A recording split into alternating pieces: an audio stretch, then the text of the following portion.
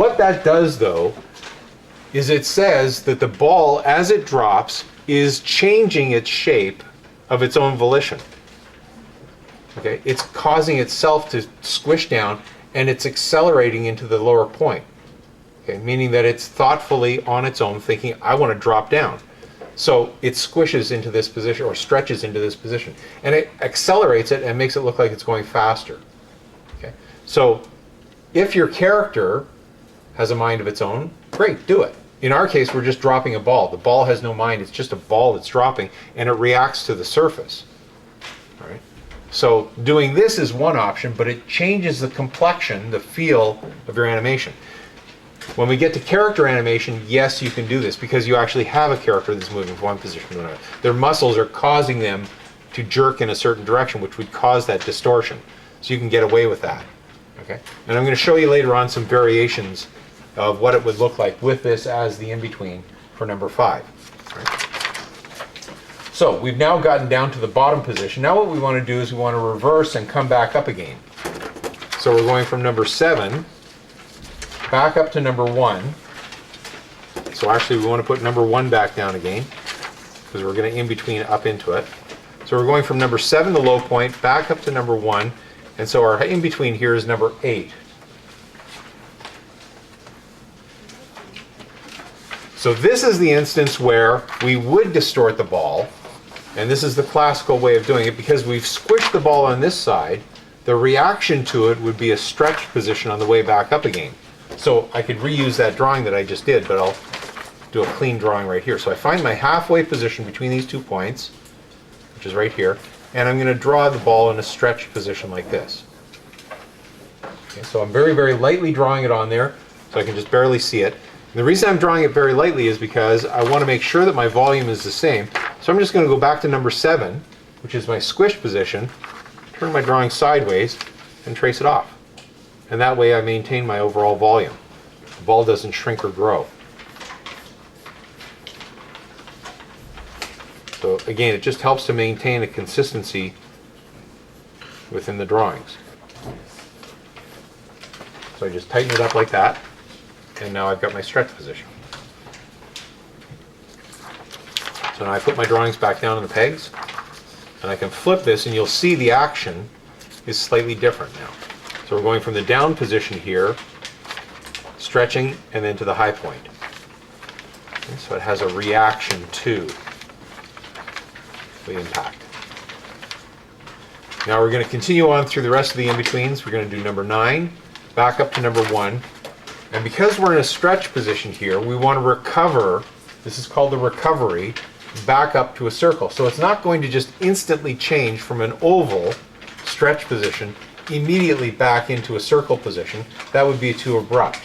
So we're going to ease it back into its circular position by doing a halfway in between. So number 9 is physically half the distance. So we find our middle point, half the distance between those two is the center there. And what I want to do is I want to halfway in between my oval back into a circle. So it's not a circle, and it's not a stretched out oval like this. It's halfway in between the two of them. So here's where I can do what's called shift and trace, in between. So I'm going to take my number 1, keep it down there, put my number 8 drawing directly over top of it, center it, so that when I flip the drawings, okay, it looks like it's centered properly so that there's a squish this way and squish this way, or stretch and squish. Okay, so it's lined up properly. Hello. Then I'm going to take this drawing here, position it over top of it in its centered position, and what you'll notice here is that on your paper, on the side, here's the bottom of my drawing number 8, here's the bottom of my drawing number 1, and number 9 is half the distance in between the two of them. So I'm registering here the sheets of paper to make sure that they're aligned properly.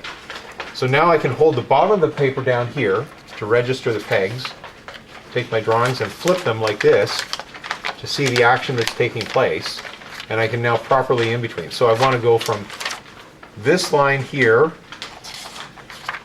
to this line here, half the distance in between those two. And this is easier when you've got a light table on here, but there's where I want my halfway line to go. So I flip it, and I see if it's moving. So I put it just a little bit too low. I need to put a little bit higher here. That's better. Okay, then half the distance on the side, half the distance on this side, half the distance on the bottom down here. Then I connect my points.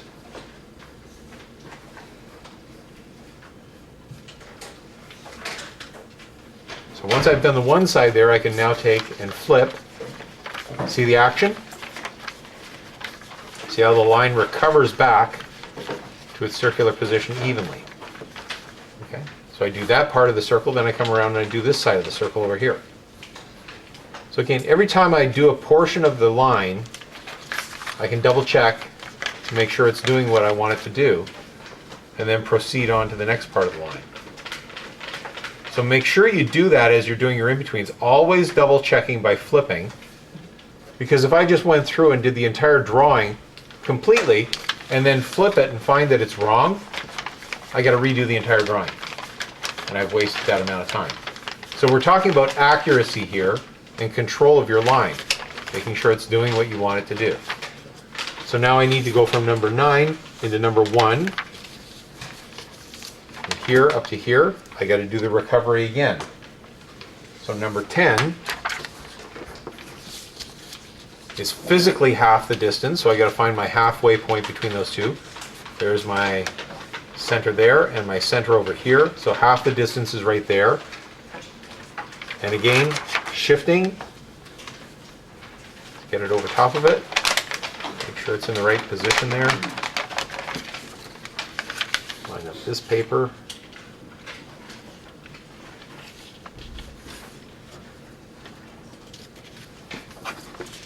Finding my halfway positions.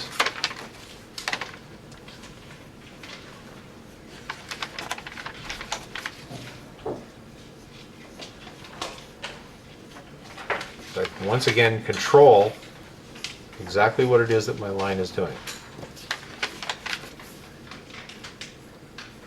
Every portion of it, I'm thinking, what is this line doing? Where is it going? Why is it going there? Is it doing what I want it to do? If it's not doing what I want it to do, then I am no longer in control of it, and it's going to look bad. So always, always, always check to make sure. Okay, so that's recovering back to its position there. And then the final one, number 11, is once again the nice small distance. A little tiny movement, so I find my center to my center, half the distance in between the two of them, and once again shifting, and there's going to be hardly any difference between these two here. There's just a subtle change in the shape, but I still want to be able to make sure that it's actually moving from that oval to the circle, half the distance. I don't want it to wobble, I don't want it to get bigger, I don't want it to get smaller. So I've got to be very, very accurate with where I'm placing my line.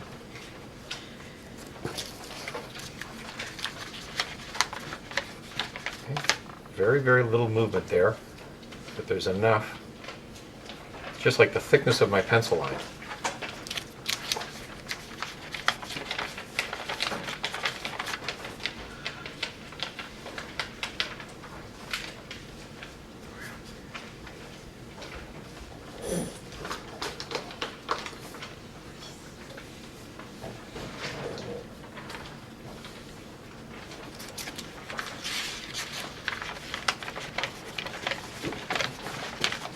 Final position there. So now I can take all my drawings, stack them up from bottom to top. 7, 6, 5, 4, 3 and 2, and then 1. I'll take and stack them all up.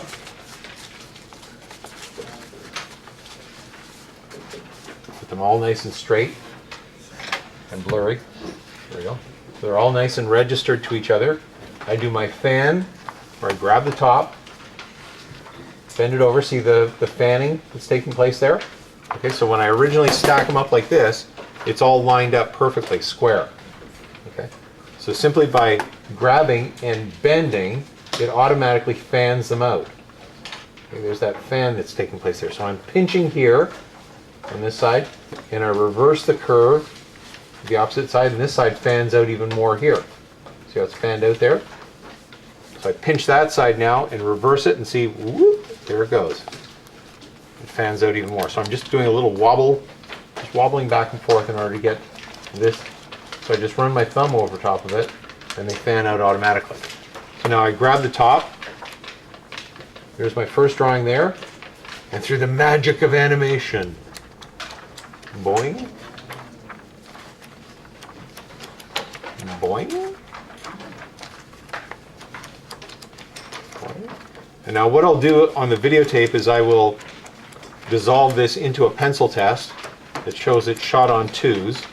So you can see the actual timing of what the ball would look like when it's shot on twos. So it's got a nice even bounce to it. And then what I'll do is I'll take drawing number 6, which is our favor point down here, just before the squish position. And because I've shot everything on twos, it's all evenly spaced. What I'm going to do now is I'm going to shoot this on ones. So everything is shot on twos. Drawing number 1, 2, 3, 4, 5 is on twos. Drawing number 6 is on ones. 7, 8, 9, 10, 11 back up to the top is all on twos. And you'll see that when I'm showing this, this position here just blinks on the screen just for one frame, so it has more of a boing bounce to it. You'll see it's just a sharper bounce. And that's because my timing has been altered down here at the bottom slightly. So it just gives more of a snap to it. And then what I'll do is I'll shoot the whole thing on threes. And you'll see that there's a slower action taking place, but it's also strobing a little bit. The drawings are being held for one extra frame. And that one extra frame will make a huge difference visually. You'll see it. It's just, what's going on there? It's flickering. That's your persistence of vision. And so in order to smooth that out, what we'd have to do is we'd have to drop in another drawing between each one and shoot one of the drawings on twos and one of the drawings on ones in order to maintain this timing. But the problem with that timing is that it's too slow. You'll see it'll be too sluggish. It doesn't look right. So the timing of our drawings on twos is more natural. It's a 1 second bounce and it just feels right. Now the other option that I'll do at this point is I'll take and I'll shoot this drawing here on the way down. And you'll see how it has more of a spring to it. So what I'm actually going to do is I'm going to reuse these drawings here from my number 8, 9, and 10. I'm going to use those on the way down in reverse. So instead of shooting 1, 2, 3, 4, 5 on the way down, I'm going to shoot 1, then 11, then 10, 9, 8, then to 7, and then I'm going to reverse it and come back up again using the stretch drawings. And you'll see that it has more of a pull to it on the way down. It's got like a yanking feel to it. Yank, pull, pull, pull. And it feels different. Right? So you can affect the way your drawings look, or your animation looks, by changing either the timing or the type of drawing that you're putting into it. I'll also shoot another variation of it where I use that suction cup drawing. Whoops. Where I use this drawing here as my key at the bottom. And you'll see how when it hits that low point, it just has a sticky feel to it. It's like every time it hits. Okay. So you have to consider who your character is when you're doing your animation in order to make it work properly. So an example of this, I'm going to do with my pencil here. An example of this is this. Let's say you have a character, just very, very quickly.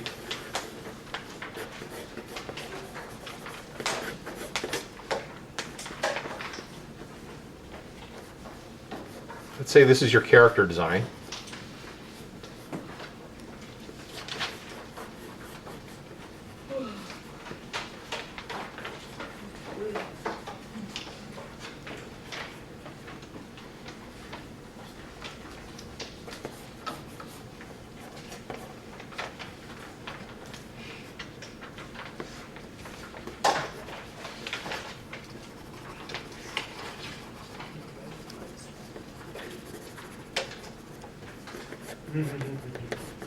Okay, this character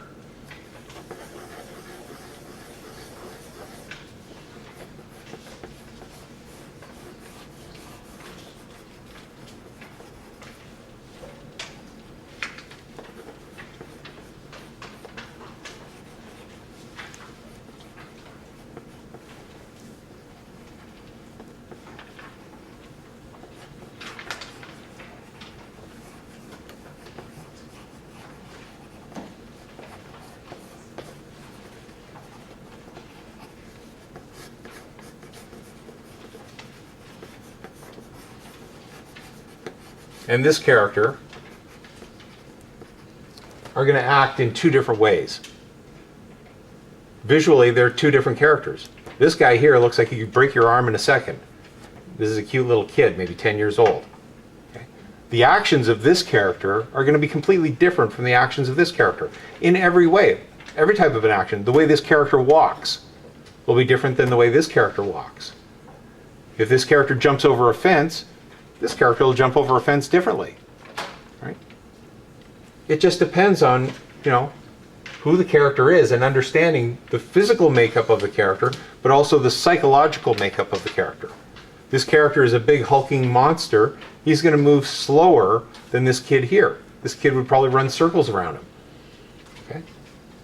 So you have to understand who your character is and what the design of the character is, and then from that, once you've got the psychology and the physical makeup of the character, then you can start to determine what's the timing of the character.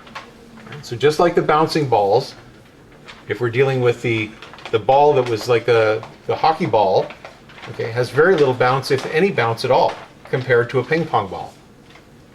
Two different types of balls, two different types of characters, two different types of timing in order to reflect that. And so as we go through the semester, adding on more and more assignments, we're going to be dealing with the different aspects of this. And it'll start to culminate in second semester, where we're dealing with a character walking up the stairs with one emotion, walking down the stairs with another emotion. Now, and you realize at this time, you're thinking to yourself, wow, that's a humongous assignment. Like, I can't do that now. And don't worry about it. You don't have to do it right now. We're just going to take little baby steps along the way.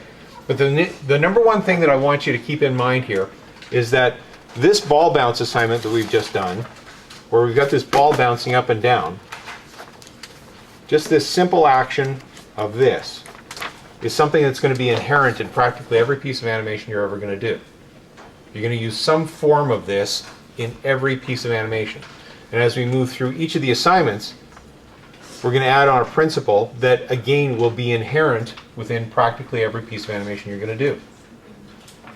So if you always remember back, whenever you're doing a piece of animation, whatever it is, and every piece of animation that you're ever going to do is going to be something brand new and different.